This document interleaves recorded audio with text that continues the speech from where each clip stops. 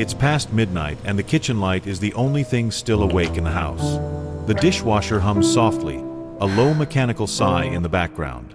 She's standing barefoot on the cold tiles, one hand resting on the counter, the other holding a glass of water she's already forgotten to drink. Her hair is tied up, there's a faint mascara shadow under her eyes, and her shoulders have that permanent slope that comes from carrying too much for too long. On the table there's a half-finished school project, tomorrow's work laptop bag, an unopened bill, and a small pile of things no one ever quite puts away. It's the kind of mess that doesn't scream disaster. It just quietly says, someone is always holding this together. Tonight, that someone is her. Again. From the living room, she can still hear the echo of his laugh from an hour ago, when he was watching something on his phone. They barely spoke. Not because they fought, but because there was nothing left in the tank to say. She walked past him, he glanced up, they exchanged a neutral hey, and a tired half-smile, like neighbors in an elevator. Once upon a time, that same couch had been their island. Movie nights, inside jokes, feet tangled together under a blanket. Now it's just furniture. She checks the time on the microwave. 12:38 a.m. technically, everything is fine. The kids are asleep. No one slammed a door. No one said anything cruel. They pay their bills, they show up for work, they show up for family events. If you looked at them from the outside, you'd say they're a stable, modern couple.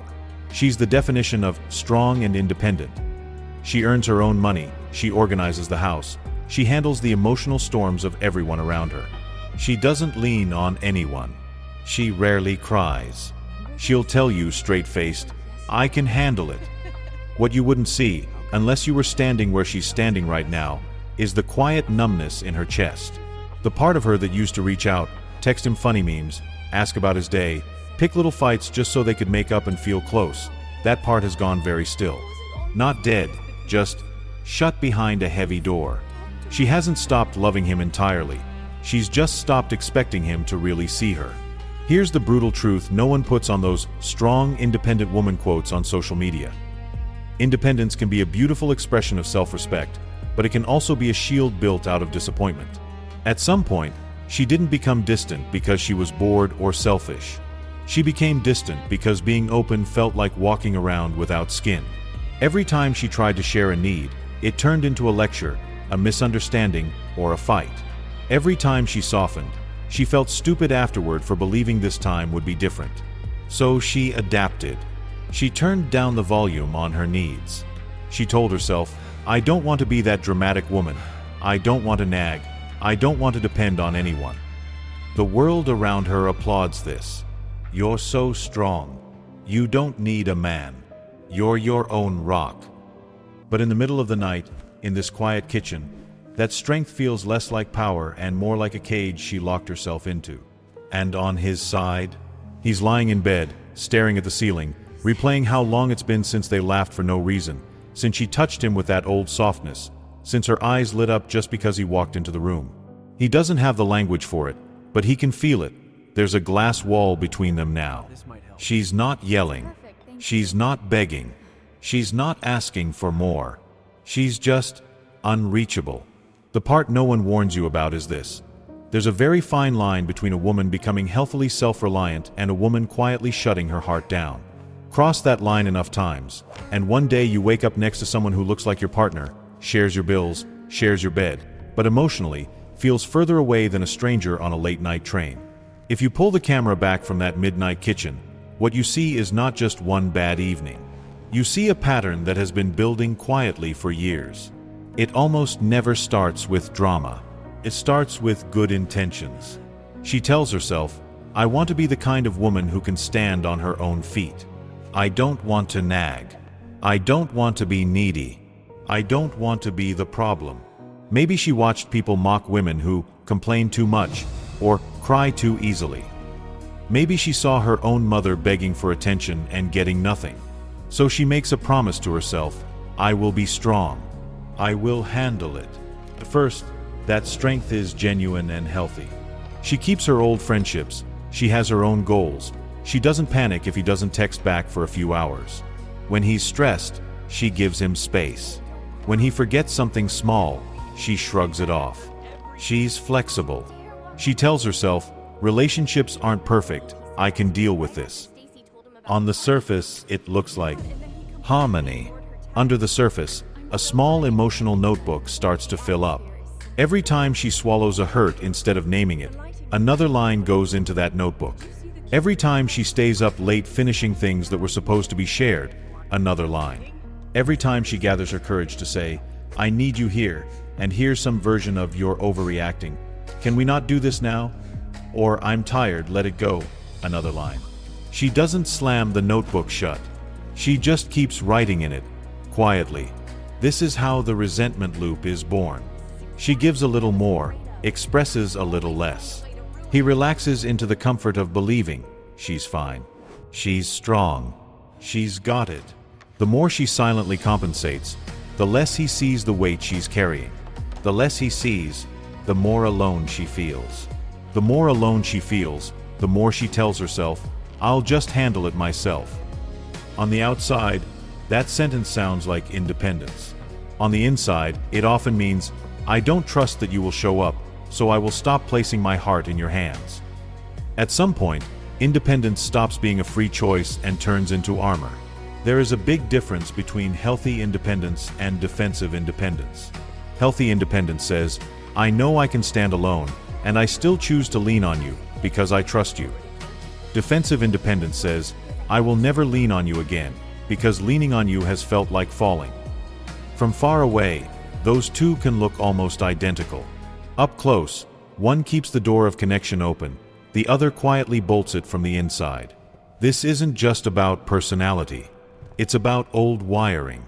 Maybe as a child she learned that adults were unreliable, so she became the mini-adult in the family. Maybe she was the friend everyone confided in, but no one really checked on. Maybe she learned that being the helper, the listener, the stable one was the only way to be valued. By the time she reaches adulthood, she doesn't even realize that her default mode is, I carry it. I fix it. I don't bother anyone with my pain. When that pattern meets a partner who isn't fluent in emotional language, the script practically writes itself. On his side, there is usually a different script running. Many men are raised with a simple rule. Feelings are either problems to fix or noise to mute. When she shares something vulnerable, he might feel attacked, judged, or helpless. He hears, you're not enough. His shame gets triggered. Shame rarely says, thank you for this feedback. Shame says, defend yourself. Explain yourself. Shut this down. So instead of leaning in, he might argue, minimize, or disappear into work, games, or his phone. He's not waking up thinking, how can I hurt her today? He's usually thinking, how do I stop feeling like I'm failing? His language for care is often action-based. Paying bills, fixing the car, doing his job. Her language for care is often emotional. Listening, noticing, checking in. So you end up with two emotional languages constantly missing each other. She says, I feel alone, hoping he will step closer. He hears, you're a bad partner, and steps back. She experiences that step back as evidence that she really is alone, and her armor gets thicker.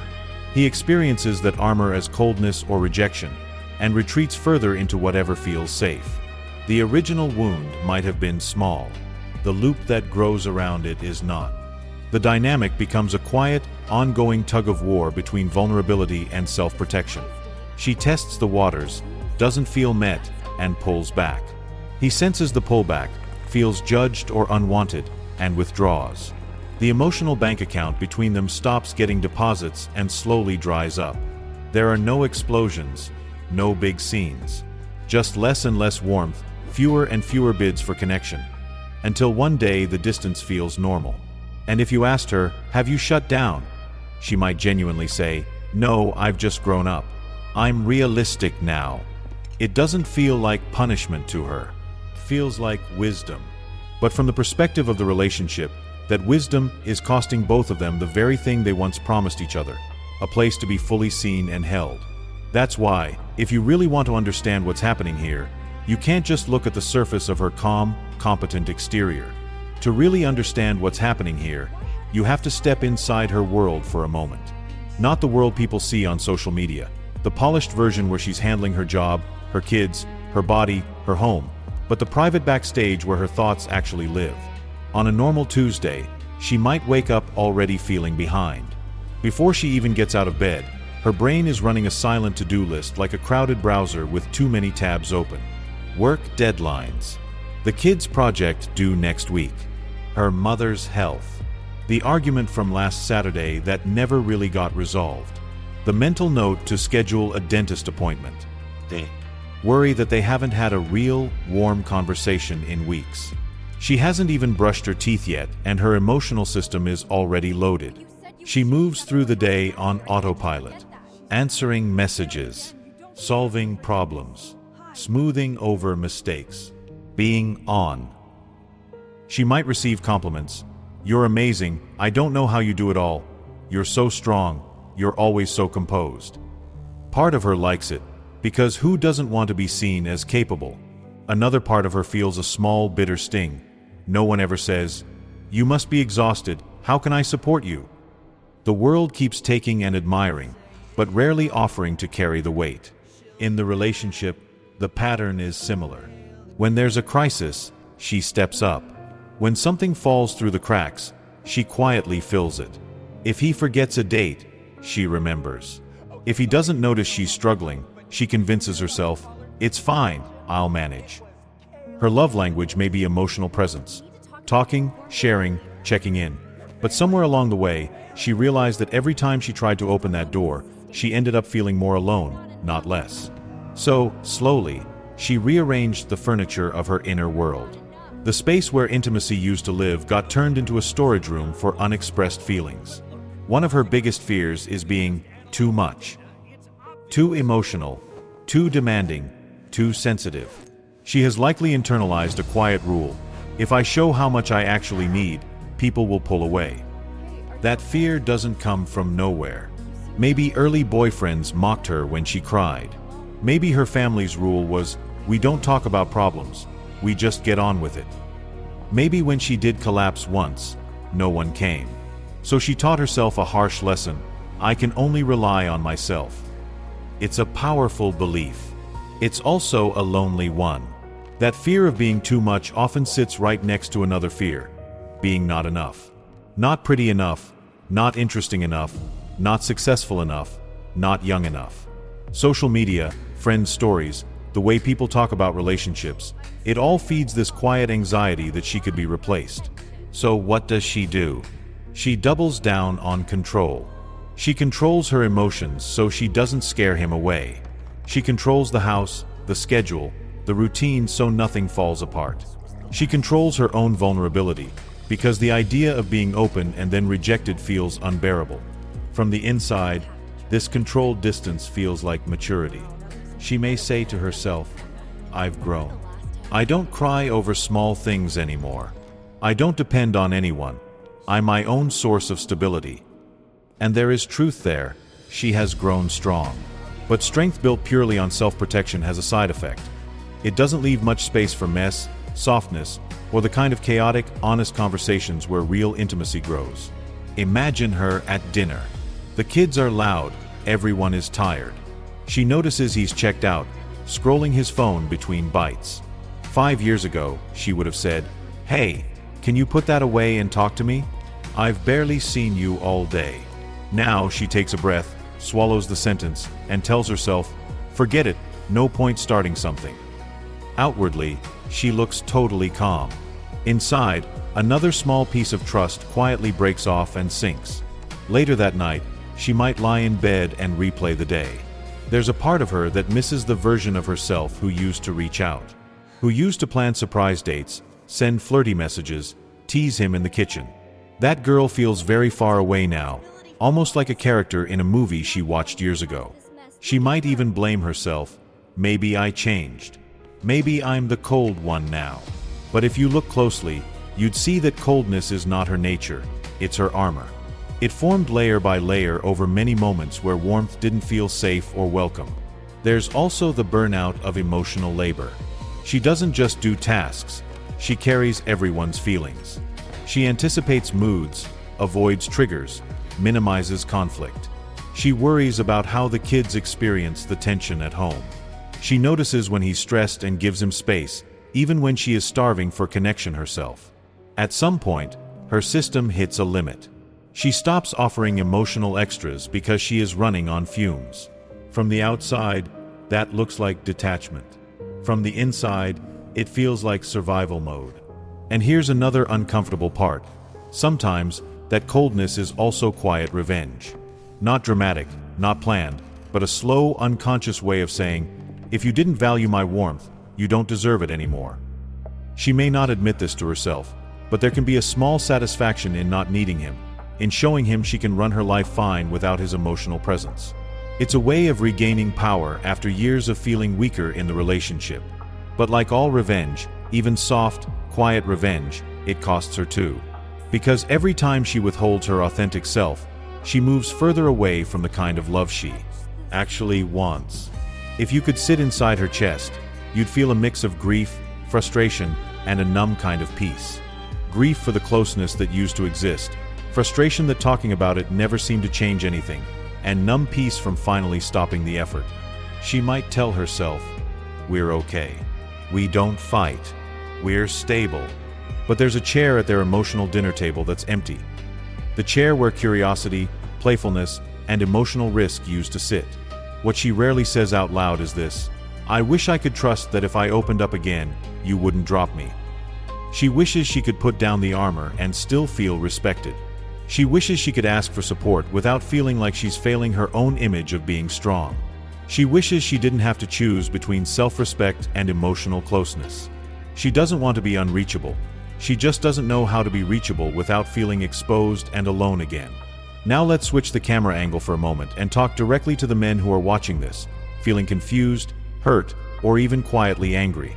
Because from your side, what you see and what you feel often doesn't match what she's actually experiencing inside. You might be thinking, I don't get it.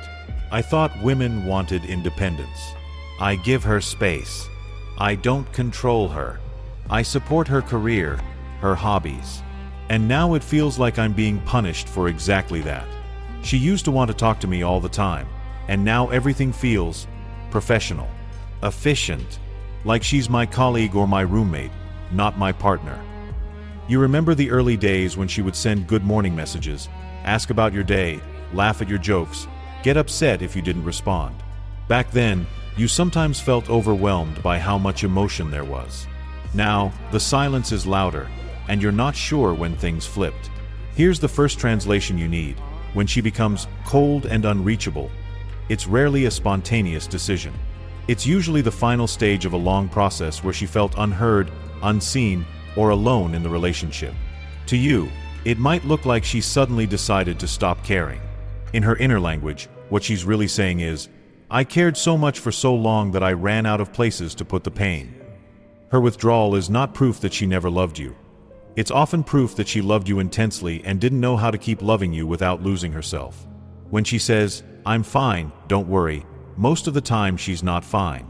In her language, I'm fine can mean, I don't feel safe enough to tell you how bad it actually is, or I'm tired of explaining myself, or every time I tried to show you this before, I ended up feeling worse. She may genuinely want to avoid another argument where she's painted as overreacting. So she chooses peace on the surface, war inside. To you, the surface peace feels like things are okay. To her, it feels like a quiet funeral for the parts of herself that used to speak.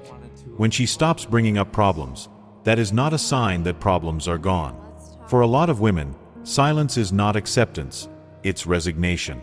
If she used to nag, and now she has gone quiet, that silence is telling you, I don't believe this will change, so I'd rather carry it alone than keep begging. You might feel relieved that the complaints have decreased, but the emotional distance you feel at night, the sense that she's living in her own world, that's the cost of that silence. When she takes over everything, planning, organizing, remembering, smoothing over, she may look hyper-competent, but inside she's often screaming, why am I doing all of this alone? You might interpret her control as, she likes things her way, she doesn't want my help, she criticizes me when I try, so I stepped back. In her language, the control often started as, I asked for help, it didn't come or came with criticism, so it feels safer to do it myself than to feel disappointed again. By the time you see her as the general manager of the relationship or the family, she may already feel like your unpaid emotional employee, not your partner. When she doesn't reach for you physically anymore, it's easy to take it personally. She's not attracted to me. Attraction can play a role, but often the deeper translation is, I don't feel emotionally met, so my body has learned to switch off around you to protect my heart. For many women, physical connection and emotional connection are tightly linked. If she spends the day feeling unseen and unsupported, it's very hard for her to suddenly switch into openness and desire at night. It's not that she doesn't want closeness. It's that her nervous system doesn't trust that closeness is safe anymore. When she makes small, sarcastic comments or seems colder, you might hear criticism or rejection. Inside, those moments often come from grief and disappointment. Imagine loving someone, trying many times to reach them, feeling like you're speaking a foreign language, and slowly giving up. That sharp tone, that eye roll, that distance. Underneath, there's often a very old, unspoken sentence. I wish you had come looking for me when I was still reachable. Now, let's flip it around, because this is not about making men the villain. From your side, you might have your own unspoken story. Maybe you grew up in a house where emotions were handled with jokes, work, or silence. Maybe when you did open up somewhere in your life, you were shamed or laughed at. So you built your own kind of armor. You became the problem solver, the steady one, the one who doesn't make drama. When she cried, you panicked inside, because you didn't know what to do with that intensity. So you tried to calm it down with logic. When she complained, you heard it as an attack on your effort, not as a request for connection. Your nervous system doesn't translate tears and repeated conversations as, I love you and I'm trying to reach you. It translates them as, I'm failing, I'm being criticized, I want to escape. So what she experiences as, I'm sharing my feelings so we can be closer, you may experience as, I'm being told I'm never good enough. Your defensive wall goes up. You pull away, or you go into fixing mode, or you shut down. She experiences that as emotional abandonment. She thinks, when I'm most vulnerable, he disappears or argues. The next time she hurts, she thinks twice before opening her mouth. Bit by bit, she replaces vulnerability with independence. If you've ever thought, I can't win. When I do something, it's not enough. When I say nothing, I'm cold. When I try to fix it, she says I don't understand, you're not crazy. It really can feel impossible sometimes. But this is where understanding her language matters. When she repeats the same issue, it's rarely because she enjoys conflict. In her world, repetition often means, this wound is still open, I keep touching it, hoping one day you'll really see it. When she brings up something from years ago, she's not trying to torture you, she's telling you, it never got healed. Time passed. The emotion didn't. Another important translation. Her independence is not a rejection of your value as a man. It's her attempt to stop feeling like a child begging a parent. When she stops asking for your help, she might actually be protecting herself from the humiliation of hearing no again. Whether the no is direct, or in the form of forgetfulness, distraction, or half-hearted effort.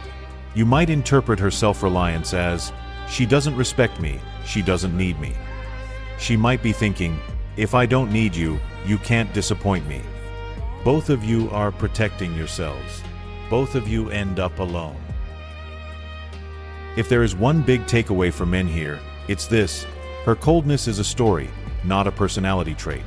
It's the final chapter of many previous chapters where she felt it wasn't safe or worthwhile to stay open. You don't have to carry all the blame for that. She also has her history and her choices. But if you want to reconnect, you do have to care about the story instead of just reacting to the current chapter. And for the women listening, your withdrawal makes sense. You did what you needed to survive emotionally. But that survival pattern will not give you the relationship you secretly still want. The very armor that protected you is the same armor that keeps love from reaching you now. It's not about dropping all your defenses and becoming fragile again. It's about learning a new language together, where your strength can coexist with vulnerability, and his effort can coexist with his fear. The point of this translation is not to excuse anyone's behavior, but to help both sides see that most of this distance was built brick by brick through misread signals, unhealed hurts, and survival strategies. When you can start to hear the sentence behind the silence, the story behind the "I'm fine," the wound behind the sarcasm. That's when the door that looked sealed shut starts to open a tiny crack. Here are some harsh truths that many couples in this pattern don't want to look at, but need to, if anything is going to change. The first harsh truth is this: emotional shutdown often feels like maturity to the person doing it, but it slowly kills the relationship. When she stops complaining, stops asking, stops reacting, it can look like she's finally chilled out. Some men even think, wow, things are smoother now, less drama. But peaceful silence is not the same as peace. It's very common that what looks like, I've grown up, I'm above these emotions now, is actually, I've given up on being met, so I will live behind a polite wall. On the surface, that looks strong. Underneath, it's a quiet resignation that says, I no longer believe in us enough to fight for this. And here's the uncomfortable part for women. That resignation might protect you from disappointment, but it also blocks you from ever receiving the love and emotional presence you say you want. You can't build real intimacy with someone you've emotionally fired but still live with. The second harsh truth: many men hide behind the excuse, I'm just not emotional, to avoid the discomfort of growth. No, you do not have to become a poet, cry on command, or process feelings like your favorite therapist on Instagram. But there is a big difference between this is hard for me and this is impossible for me. A lot of women shut down after years of running into that wall. They try to explain what they need, and what they hear back is, that's just not who I am, or I don't know how to talk about feelings, full stop. What she hears underneath is, my comfort is more important than our connection. The truth is, you learned how to drive a car, how to work a smartphone, how to adapt at your job. You are capable of learning hard things. Choosing not to learn your partner's emotional language is a choice, not a fixed personality trait. That doesn't make you a monster, but it does mean you're partly responsible for the distance you're now suffering from. The third harsh truth: a lot of women use independence as a socially acceptable mask for deep resentment. It's easier to say, I'm busy, I'm focused on my career, I don't have time for emotional drama, than to say, I'm still angry that you didn't show up for me when I really needed you. That buried anger doesn't disappear. It just changes form. It shows up in sarcasm, in lack of affection, in comparison with other couples, in subtle punishment like withholding warmth or always being too tired. It can even show up as secretly hoping he'll feel how replaceable he is, so she can regain a sense of power. From the outside, this looks like a woman who's simply moved on emotionally. On the inside, it's often someone still standing in the same wound, refusing to admit how much it still hurts because that would make her feel weak. The harsh part: as long as resentment is running the show, any independence you build will have a sharp edge that cuts both of you. The fourth harsh truth: both sides can be emotionally lazy while accusing the other of not trying. Emotional laziness doesn't mean you're a bad person. It means you default to whatever costs you the least discomfort. For him, emotional laziness might look like reaching for his phone instead of reaching for a hard conversation. It might look like saying, "We're fine," to avoid feeling guilty. For her, emotional laziness might look like rolling her eyes and shutting down instead of vulnerably saying, "I'm hurt and I don't know how to fix this with you." It might look like venting to friends, scrolling relationship advice, telling herself she's over it, but never actually sitting down with him and saying, "Here is the impact of our distance on me." Both people secretly want the other to make the first move, to apologize first, to be perfect at listening, to magically know how to soothe old wounds. But the reality is brutal.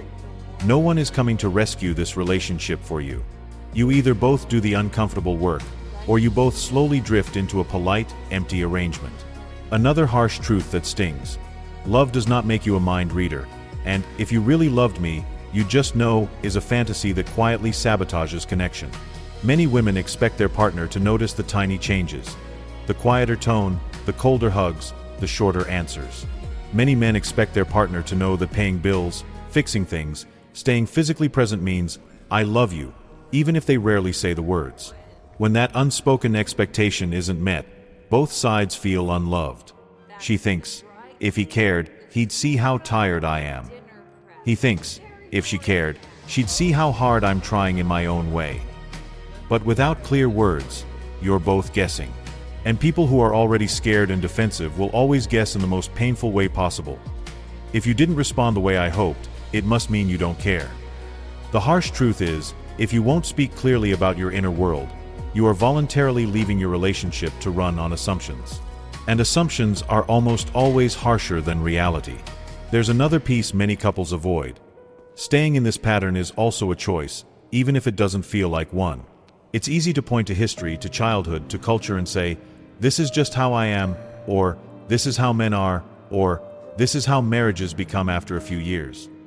Those stories might explain why you got here, but they don't have to decide whether you stay here.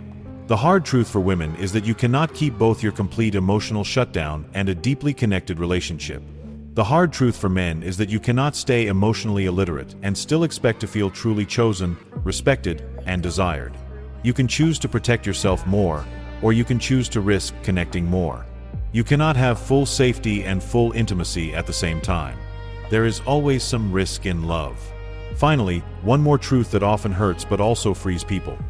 Sometimes the relationship feels dead not because both of you are bad or broken, but because you've been trying to love each other using survival strategies instead of real presence. He hides behind work, distraction, and "I'm doing my best." She hides behind competence, independence, and "I'm fine." Underneath those strategies, there is usually a scared boy who doesn't want to be rejected, and a scared girl who doesn't want to be abandoned. If you keep relating from those scared parts without acknowledging them, you will keep reenacting the same cold, distant script. If you're willing to see that scaredness in yourself and in each other, then the distance between you stops being a verdict and starts being a signal. Something deep in both of you needs attention, not more armor. So what can you actually do if you recognize yourselves in this? Because understanding the pattern is useful, but if it just leaves you sitting on opposite sides of the couch feeling sad and stuck, it's not enough. You need small, practical shifts that two busy, tired adults can actually do, without needing a personality transplant. One of the most powerful shifts is to reopen a tiny channel of emotional communication in a structured, predictable way. Not "we should talk more," because that's too vague and usually ends in frustration. Think of it more like a daily check-in ritual. 10 minutes, no phones, at roughly the same time every day if possible. It can be after the kids are asleep, during a walk, or even in the car with the engine off. The rule is simple. For those 10 minutes, you're not planning, not solving logistics, not arguing about who forgot what. You each answer two questions. What kind of day did you have on the inside? And is there anything you're carrying right now that you don't want to carry alone? For him, that might mean saying more than "it was fine" and actually admitting "I'm stressed about money," or "I feel like I'm failing at work." For her, that might mean saying more than "I'm tired" and actually saying, "Today I felt invisible when everyone wanted something from me and I had nowhere to put my own feelings." You don't need perfect words. You just need to show up and try, consistently, like brushing your teeth. Another shift that helps a lot is practicing no fixing, just listening at least once a week. Choose one conversation where the goal is not to reach a solution, but to understand each other's inner world. This is especially important for men, because the instinct to fix is strong. When she shares something, your job is not to defend yourself or quickly patch the problem. Your job is to mirror back what you heard and ask gentle questions. Instead of "That's not true, I do help," try, "So when I checked my phone at dinner, it made you feel like you were alone with everything again, right?" You don't have to agree with every detail to respect the impact. For women, the shift here is to share feelings without stacking years of grievances into one massive attack. Instead of "you never support me," try, "In this specific moment, I felt unsupported, and here's why it hurt." When both of you focus on understanding the experience rather than winning the argument, the emotional temperature drops and safety slowly returns. A third practical move is to renegotiate the invisible workload in a clear, adult way. Emotional shutdown often grows in soil that feels deeply unfair. One person carries the majority of planning, remembering, noticing, and worrying. So sit down, not in the middle of a fight, but at a neutral time, and write out everything that actually happens to keep your life running. Not just cleaning or kids, but the mental tasks, tracking appointments, noticing when supplies run low, remembering birthdays, initiating hard conversations. Then, instead of blaming, ask, what would feel more balanced to you? For him, this is a chance to step up voluntarily instead of defensively, to say, "I'll take full responsibility for these specific areas so you don't have to think about them." For her, it's a chance to release control in small but real ways, to say, I'm going to let you handle this your way, even if it's not exactly how I would do it. The goal is not a perfect 50-50 split. It's a shared sense that both emotional and practical labor are seen and valued. Another useful practice is to rebuild small moments of positive connection that are not about heavy talks or problem solving. When a woman has gone into cold independence, she often doesn't trust big romantic gestures. They feel fake or temporary. What can slowly thaw her is consistent, genuine, low-pressure warmth. A 5-second kiss when you greet each other, not just a distracted, hey. A brief touch on the shoulder in the kitchen. A simple message during the day that doesn't ask for anything, just says, I thought of you when I saw this, and it made me smile. These are like small deposits into an emotional bank account that has been overdrawn for years. For her, the practice might be allowing herself to respond to these gestures instead of automatically brushing them off. Saying, thank you, instead of, too late. Letting herself enjoy a joke, a touch, a moment, even if part of her is still scared it won't last. Receptivity is also a skill. There's also deep value in naming your armor out loud. This means saying, here is how I protect myself when I'm scared, without using it as a weapon.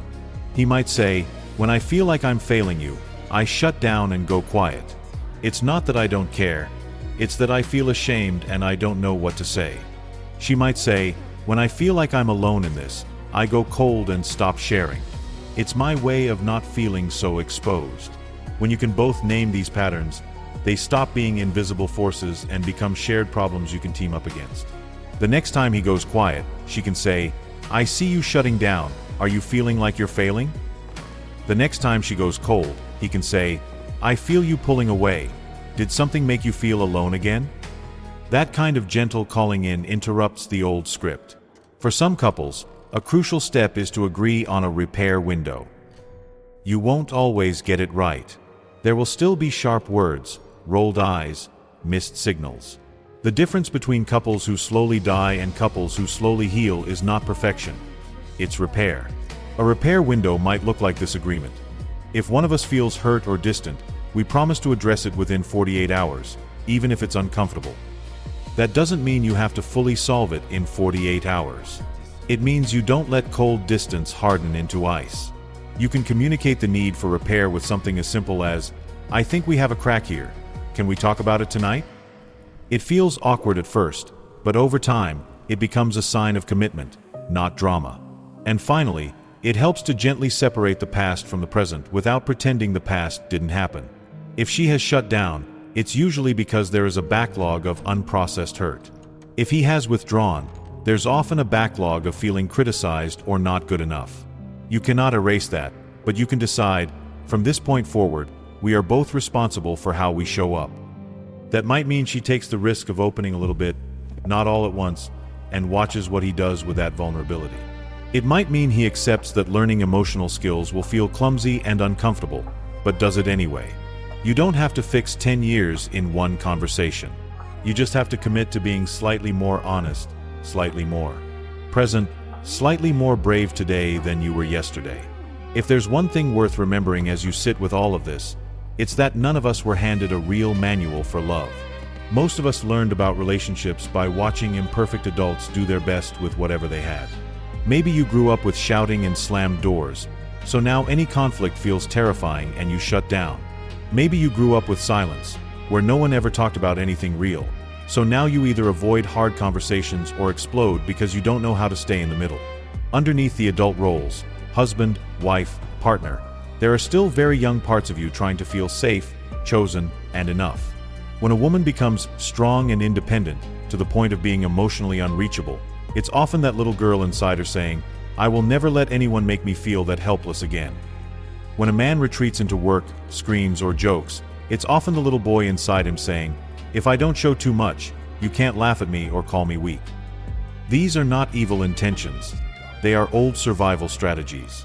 The tragedy is that two people who genuinely care about each other can end up acting like distant strangers, not because they don't love, but because they're loving from inside their armor. If you're listening to this and recognizing yourself, that doesn't mean you're doomed. It means you're finally seeing the script you've been unconsciously acting out. And once a script is visible, It can be edited. Not overnight, not perfectly, and not without some discomfort, but it can be edited. The same woman who learned to shut down can learn to open in safer, slower ways, with clearer boundaries. The same man who learned to escape feelings can learn to stay in a conversation a few minutes longer, to say, "I don't know what to do right now, but I'm here," instead of disappearing. These are small shifts, but over time they change the climate of a relationship. It's also important to say this clearly. Nothing in this conversation is a reason to stay in a relationship that is abusive, degrading, or consistently unsafe. If you are being insulted, threatened, controlled, or harmed, your first responsibility is your own safety and sanity, not saving the relationship. Emotional armor in that context is not just understandable. It may be necessary. What we're talking about here are relationships where both people, underneath the hurt, still have some basic respect and care for each other, even if it's buried under layers of misunderstanding and fatigue. For everyone else, think of this not as a verdict, but as an invitation. An invitation to notice when strong and independent has secretly turned into, "I don't trust you with my heart anymore." An invitation to question the old beliefs like, "If I ask for help, I'm weak," or "If I show feelings, I'll be rejected." An invitation to wonder what might happen if, just once this week, you softened where you usually harden, or stayed present where you usually escape. You don't have to become a completely different person. You just have to be a slightly more honest one. Imagine, for a moment, a different late-night scene. The same kitchen, the same tired bodies. She turns off the light, walks past the living room, and this time, when he looks up, he says, "Hey, before you go to bed, can we sit for 5 minutes? I feel like we've been living next to each other, not with each other." Maybe she hesitates. Maybe her first instinct is to say, "I'm fine, it's late." But instead, she sits down on the edge of the couch. She doesn't pour out her whole heart.